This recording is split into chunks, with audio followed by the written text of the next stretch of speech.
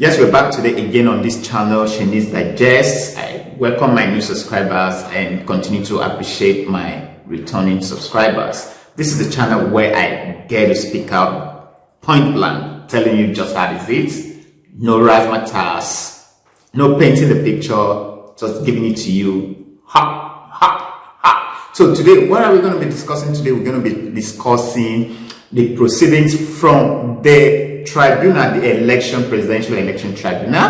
That's what we're going to be discussing today about Peter Obi's Irev's witness versus Tinubu, who is now the president, and INEC. Now, who took the shine? Man, you needed to have seen, the star witness that Peter Obi brought to the tribunal. The presidential election of 25th February 2023 must have come and gone. But the ripples, as we can see, is yet to settle. The dust is yet to settle.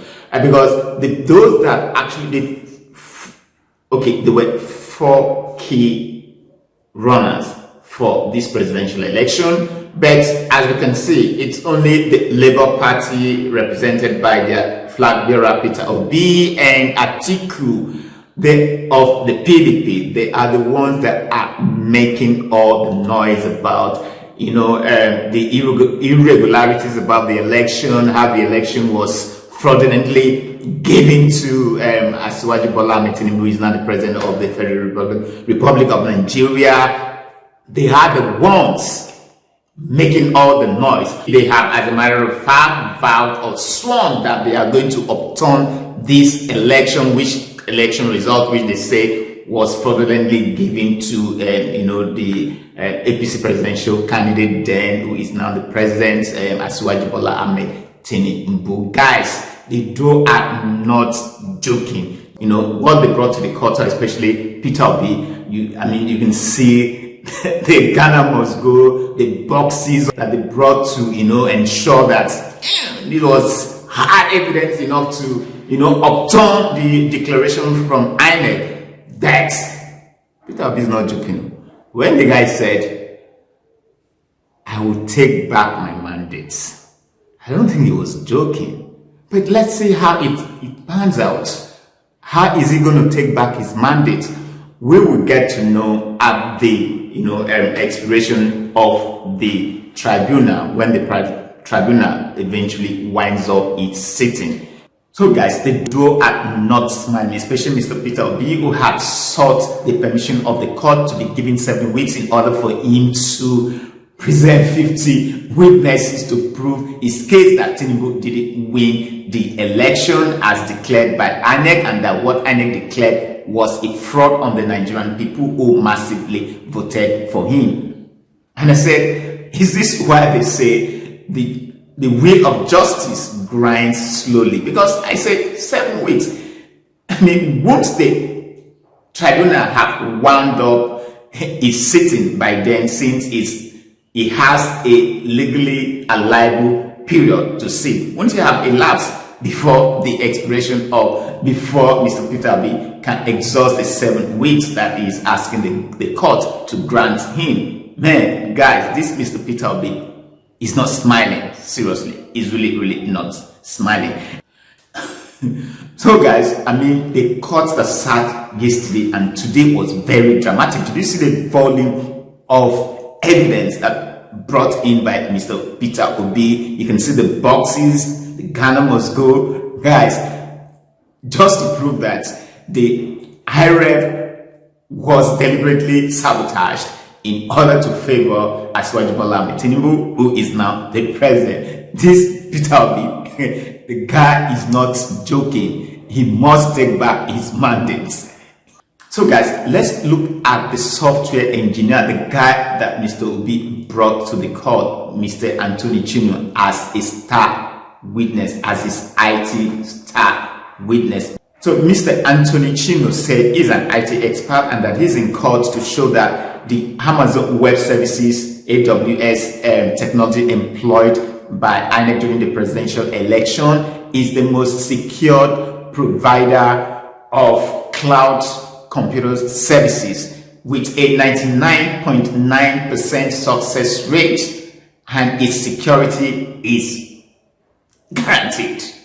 So he can confirm that as a software developer, as a software engineer who is well vested in the back end server, knowledge, who is well vested in the beavers, who is also well vested in the Irev portal. So you see, so it's all round. It's Mr. Peter Obi really brought someone whom he thinks is very knowledgeable in the Amazon Web Services, which is a secure cloud technology computer services that is used globally. So Mr. Peter Obi sure knows who to present as a star witness. The question is, can this, as a matter of fact, upturn the election that INEC has already declared? So let's go down into what really transpired in the courtroom yesterday and today. And he said, without his knowledge, Irev cannot just fail except there is a deliberate sabotage. Take a listen. Proceedings resumed earlier today at the Presidential Election Tribunal, where a Labour Party witness accused INEC of sabotaging the results upload process. Under cross-examination by counsels to INEC, President Bola Tinubu and the APC, Mr. Chinwo, a software engineer, said he conducted investigations around the uploading of results to the Irev portal by INEC and discovered that there was a deliberate attempt by the electoral umpire to sabotage the process. So Mr. Peter Obi's IT expert said he has sufficient knowledge to conclude that the bimodal voters accreditation system, which is the BVAS, and the INEC result viewing portal cannot just collapse, can only be faulty if there are deliberate attempts to manipulate the outcome of the result, because this technology, these are very highly reliable providers of cloud technology with a 99.9% success rate. So for INEC to say that there were network glitches and for that reason they couldn't upload the result real time, yet the Senate and the House of Rep elections that were also conducted same day, same time, didn't experience such network glitch.